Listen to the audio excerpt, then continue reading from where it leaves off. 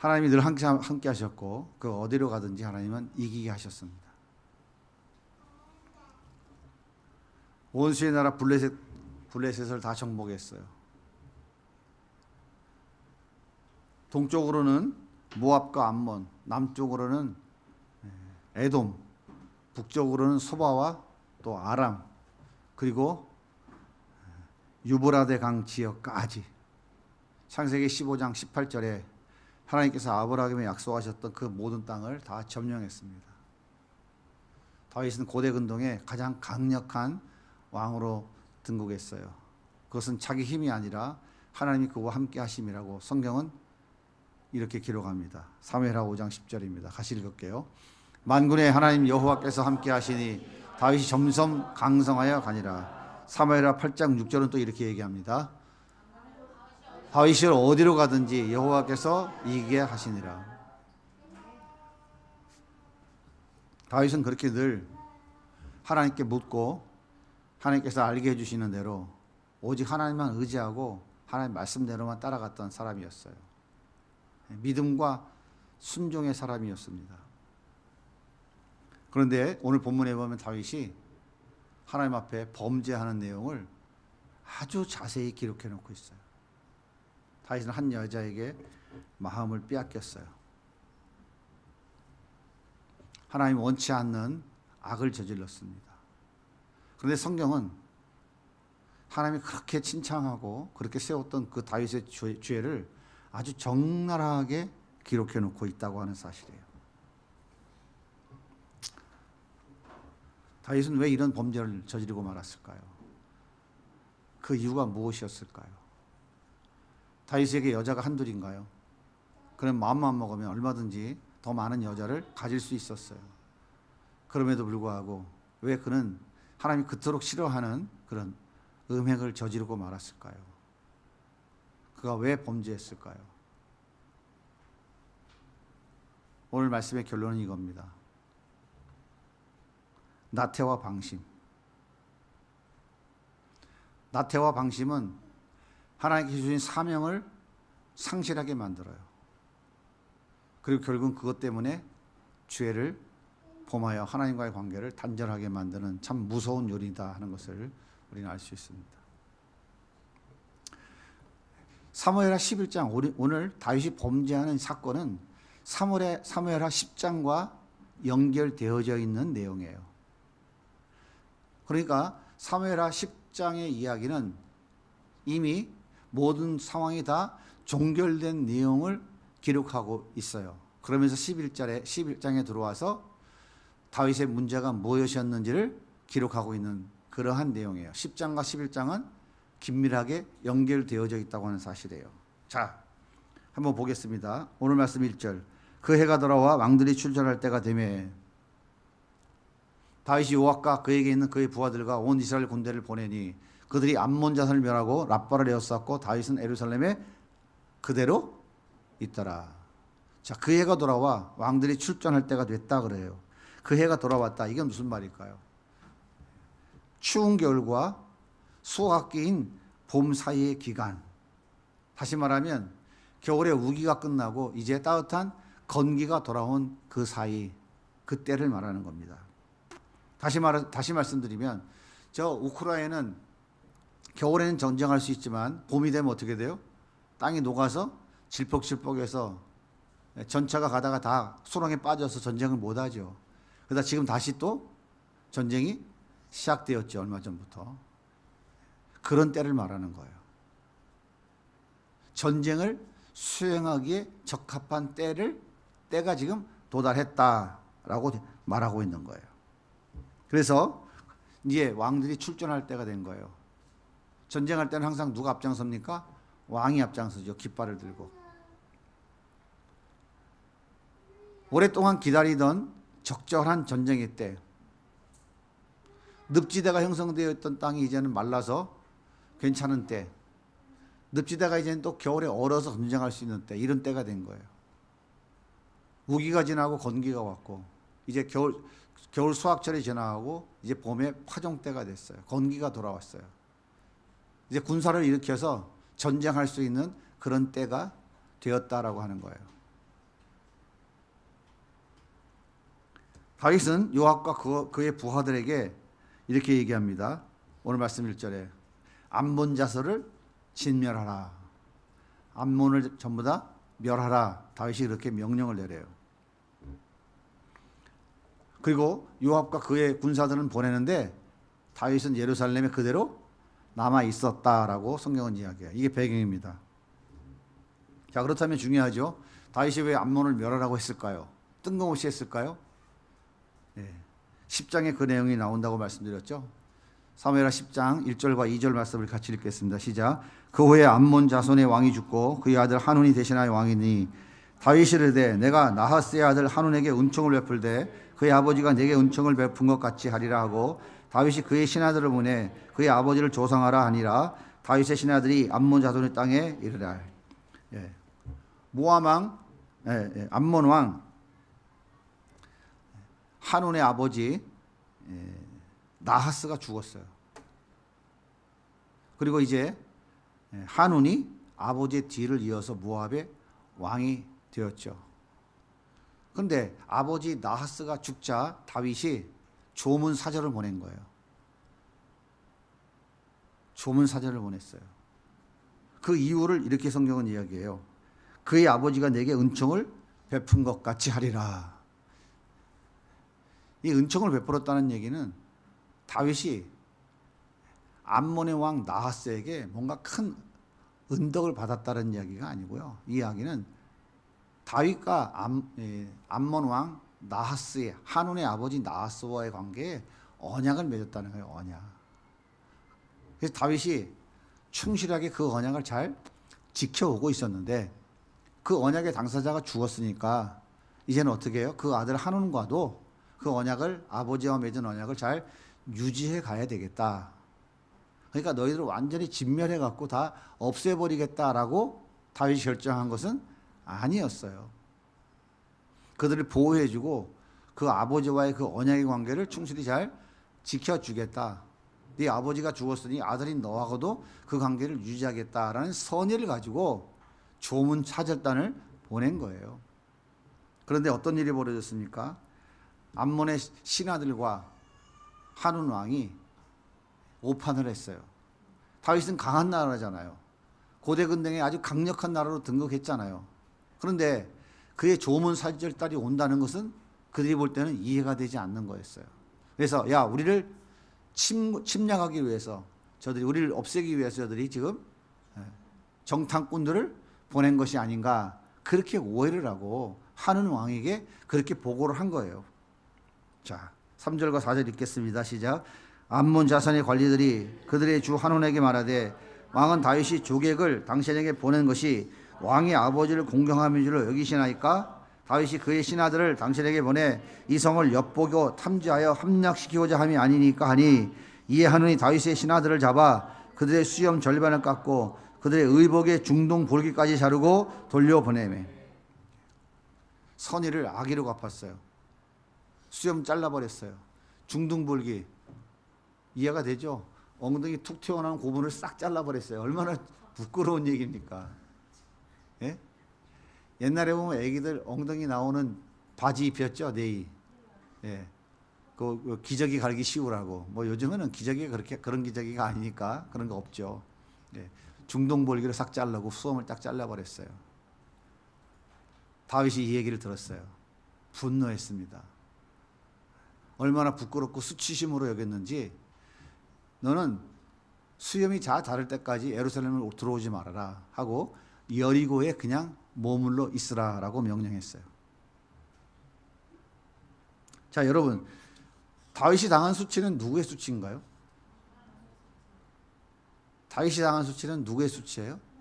하나님의 수치예요. 왜? 이스라엘은 하나님의 나라거든요. 다윗은 하나님 나라의 대리 통치자인 거예요. 다윗은 그래서 철저히 하나님께 묻고 하나님 말씀하시는 대로 순종하는 그런 사람이었던 거예요. 그리고 모든 전쟁은 하나님이 하셔서 하나님이 승리하게 하신 것이었어요. 다윗의 능력이 있어서 그런 것이 아니었어요. 다윗은 이것을 철저히 지킨 사람이었습니다. 그런데 다윗이 선의를 악의로 갚고 너무 큰 수치를 당했어요. 다윗이.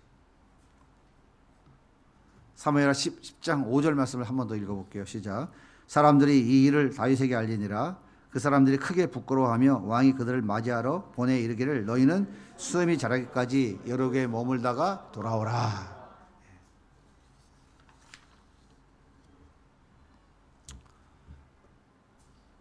하나님이 나간 수치를 다윗은 반드시 갚아야 되는 거죠. 그래서 바로 그때가 되온 거예요. 그 해가 돌아와. 사무엘하 11장 1절이 이렇게 시작하는 겁니다. 그 해가 돌아와 왕들이 출전할 때가 되매 그 수치를 갚을 때가 되매. 다윗이 마땅히 해야 될 사명이 뭡니까? 수치를 갚는 거예요. 그래서 하나님의 영광을 다시 회복시키는 것입니다. 그렇게 수치를 갚고 하나님의 영광을 다시 회복시키기 위해서 반드시 해야 될 것은 뭐냐면 암몬을 멸하는 것이었어요. 그런데 다윗은 그때가 됐는데 왕들이 출전할 때가 됐음에도 불구하고 하나님이 떨어진 영광을 다시 회복시키고 다시 세워야 될 그 귀중한 사명을 감당할 때가 됐음에도 불구하고 다윗은 어떻게 했다고요? 자기는 나가지 않고 모압과 자기 부대만, 군사들만 암몬을 멸하라고 보낸 거예요.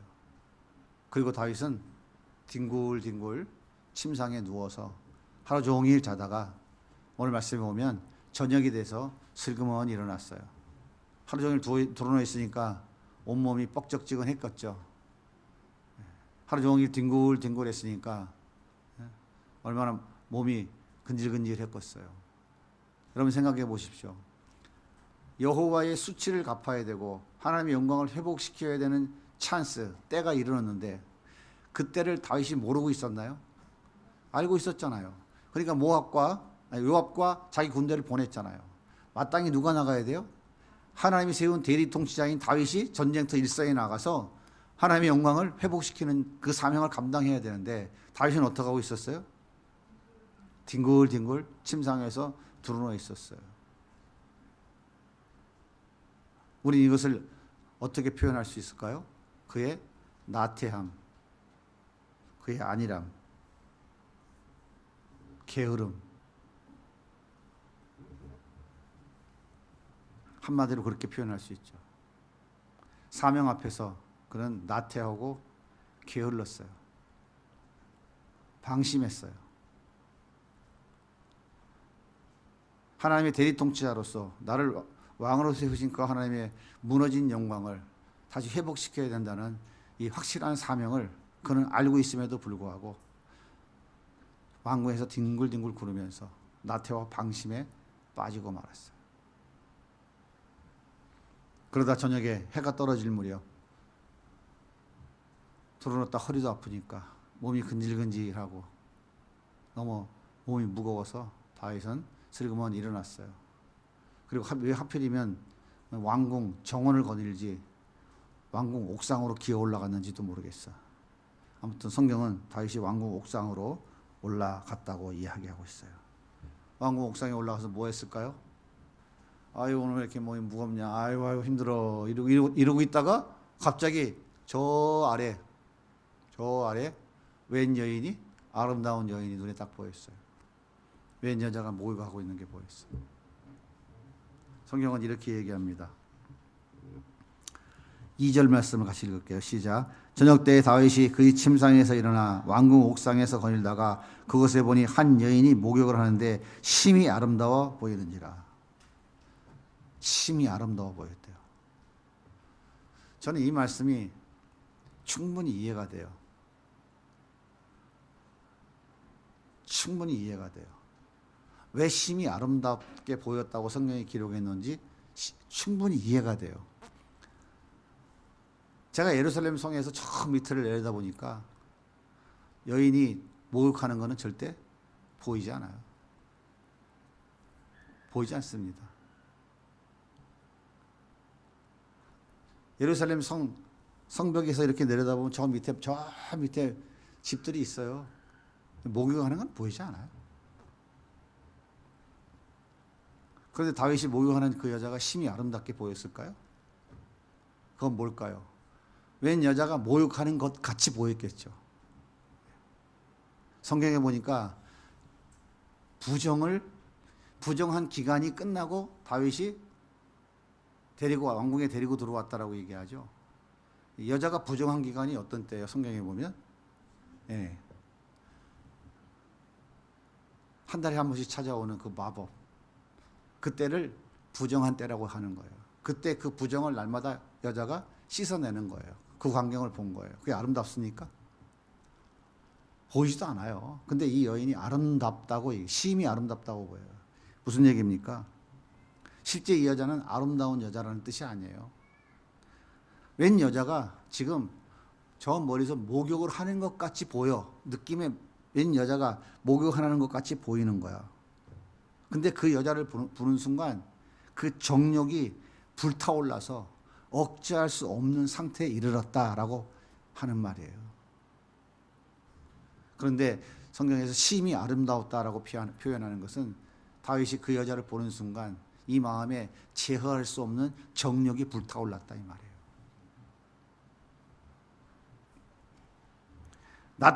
나태와 방심은 영적인 틈을 만들어내요. 그 영적인 틈을 통해서 음란의 영이 침투한 거예요.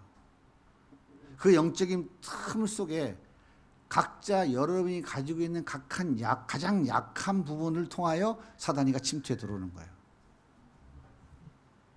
여러분의 가장 약한 부분을 통해서. 우리가 나태와 방심을 하게 되면 그 나태와 방심이라는 그 작은 틈을 통해서 사단이가 탁 침투해 들어오는데 다윗에게는 음란의 영이 들어온 거예요. 각자 다 달라요. 가장 약한 부분에, 가장 취약한 부분에 틈을 사단은 노리고 들어와요. 어떤 사람은 돈 그냥 넘어져요. 어떤 사람은 정욕 그냥 넘어져요. 어떤 사람은 명예 그냥 넘어져요. 어떤 사람은 자식 그냥 넘어져요. 이렇게 나태와 방심 속에 영적인 틈이 벌어지면, 하나님과 나 사이에 틈이 딱 벌어지면 그 틈을 타고 사단은 여지없이 침투해 들어와요. 그런 것 같아요? 안 그런 것 같아요? 동현아, 그런 것 같아요? 안 그런 것 같아요? 그런 것 같아요? 마지못해서 그런 거예요? 아니면 진짜 그런 것 같아요? 진짜 그런 것 같으죠? 확실하죠?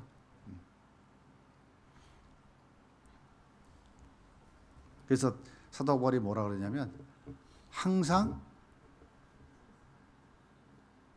기뻐하라, 범사에 감사하라, 항상 기도하라. 항상 깨어 있어야 된다라고 하는 거예요. 그렇지 않으면 그 틈을 타고 사단은 여지없이 들어옵니다. 결국 사단은 다윗을 넘어뜨렸어요. 다윗은 이 여자와 동침하고 말았어요. 십계명의 7개를 범하고 말았어요. 자, 그렇다면 그 범죄한 이후에 다윗이 그 죄에 대해서, 자기가 지은 죄에 대해서 어떻게 대응하는지를 한번 보세요. 첫 번째, 다윗의 대응은 밧세바의 남편 우리아를 불러들여서 자기 아내와 함께 동침하도록 유도합니다. 야, 지금 전쟁터의 상황이 어떠냐? 요압은 잘하고 있느냐? 우리아를 불러서 전쟁터 상황을 보고받아요. 그래, 그건 뭐라고 미혹을 하냐면, 야, 너 고생했는데 오늘 집에 가서 발 좀 씻어라. 발을 씻는다는 얘기가 뭡니까? 외출했다가 돌아오면 발 씻는 거예요. 자기 집이니까 손님은 아니잖아요.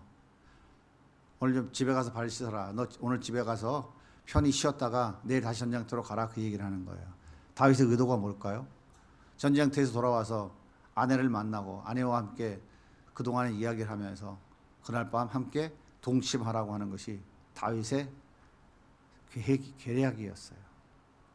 근데 우리아는 뭐라 그래요? 가지 않아요. 왕궁에서 부하들과 함께 잠을 잡니다. 자, 이 소식을 들은 다윗이 다음날 다시 불러요. 이번엔 술을 먹입니다.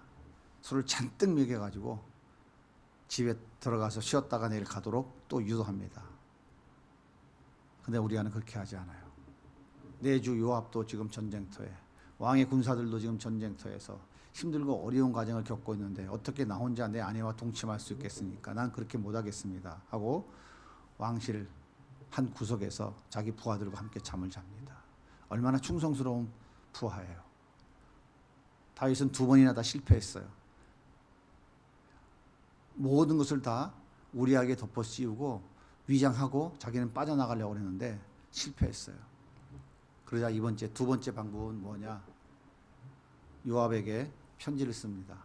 이 우리아를 암몬과의 전쟁터 제 전방에 전선에 내보내라. 뭐 하라는 얘기예요? 적의 칼에 맞아서 죽도록 선봉에 내세우라는 거예요.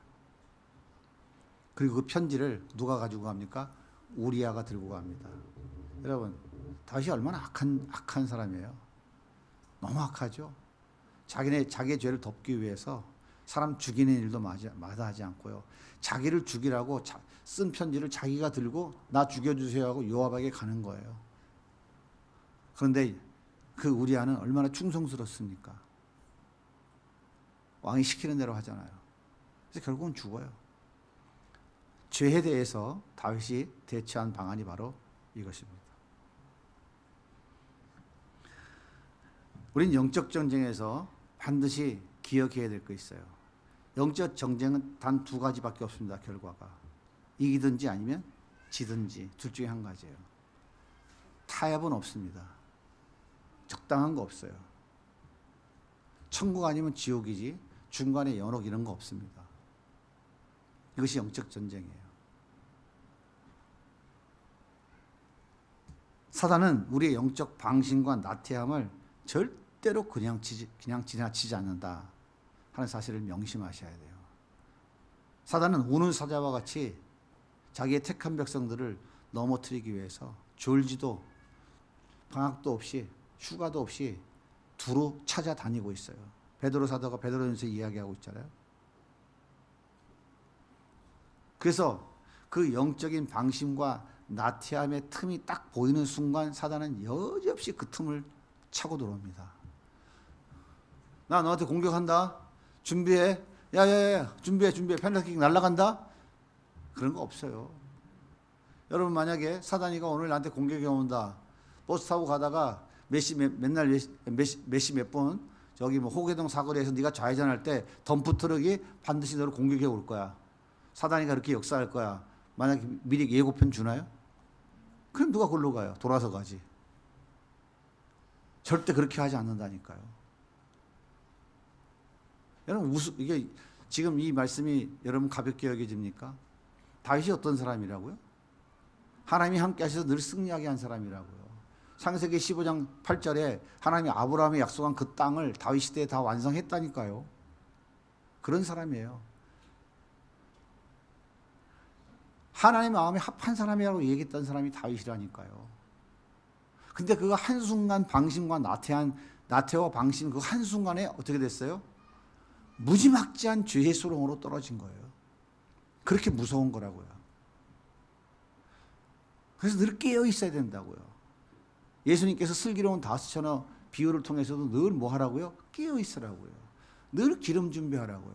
기름 준비가 기름의 의미가 뭡니까? 성령, 말씀, 성령의 도우심을 늘 의지하면서 깨어 있어야 된다는 거예요. 늘 말씀 안에 있어야 된다는 거예요.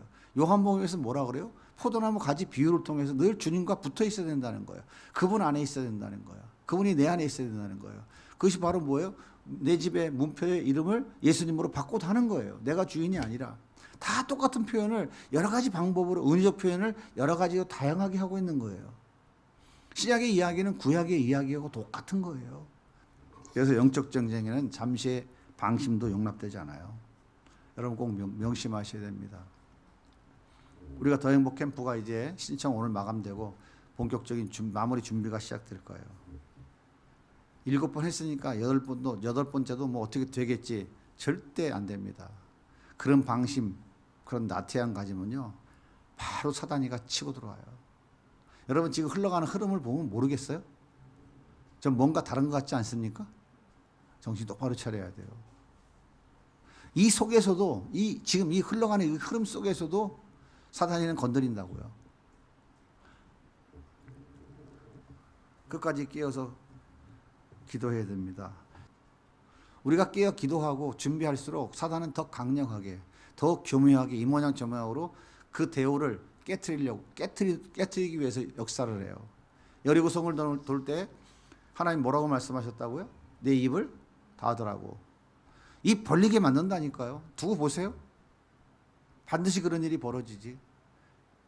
그러니까 깨어 있어야 돼요. 나태하고 방심하면 안 됩니다.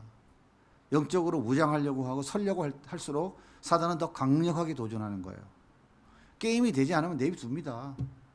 근데 상대가 강하게 나오면 사단도 더 강력한 영적 전쟁을 하기 위해서 도전한다는 사실을 꼭 기억하셔야 돼요. 나태와 방심은 우리의 사명을 소홀하게 만들어요. 하나님의 영광을 회복해야 되고 무너진 하나님의 영광을 다시 세워야 될 그 다윗, 그 중태대한 사명 앞에서 그의 잠시의 나태함과 그 방심이 하나님의 영광을 완전히 땅에 떨어뜨리고 자기 인생의 결정적 심각한 구렁으로 떨어지는 그런 문제를 일으키게 만들고 말았어요.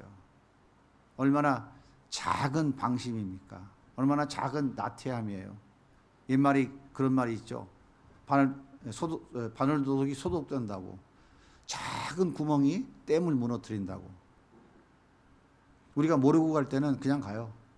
그러나 우리가 알고 갈 때는 반드시 심각한 도전이 와요. 여러분 가정의 문제도 마찬가지고, 여러분 직장의 문제도 마찬가지, 여러분의 생업의 문제도 마찬가지입니다. 여러분의 개인의 문제도 똑같이 적용되어지는 거예요. 방심과 나태함은 우리의 사명을 소홀하게 만들고요. 그 소홀한 틈을 타고 사단은 여지없이 비집고 들어와서 우리의 모든 것을 무너뜨립니다.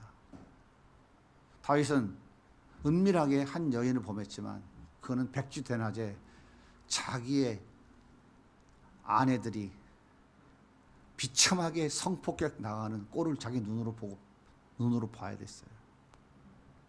자기는 은밀하게 우리아를 죽였지만 자기는 아들이 반역을 일으켜 아버지 칼에 목을 들이대는 기가 막힌 일을 겪어야 했어요.